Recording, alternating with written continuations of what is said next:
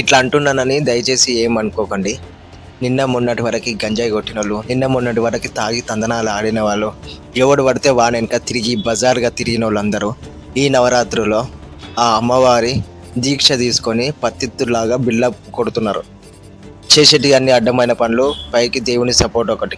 సరే, ఈ నవరాత్రులు దీక్ష తీసుకున్నారో కరెక్టే, కానీ దీక్ష తీసుకున్నా కూడా ఎంతమంది కరెక్ట్గా ఉన్నారో ఒక్కసారి ఆలోచించుకోండి. ఆ మండపం దగ్గరికి అమ్మాయిలు వస్తే అమ్మాయిలకు సైట్ కొట్టేటోళ్ళు కొంతమంది, అబ్బాయిలకు సైట్ కొట్టేటోళ్ళు కొంతమంది. వాళ్ళు దీక్షలో ఉన్నామనే సంగతి మర్చిపోయి యథావిధిగా జీవిస్తున్నారు. సో ఇలాంటి ప్రవర్తనని ఆ మాత ఎప్పటికీ క్షమించదు. ఈ నవరాత్రులు ఎలాగో దీక్ష తీసుకున్నారు కాబట్టి ప్రతిరోజు ఆ అమ్మ దయచేసి అమ్మవారి దీక్ష టైంపాస్కు వేయకండి, చాలా భక్తితో వేయండి.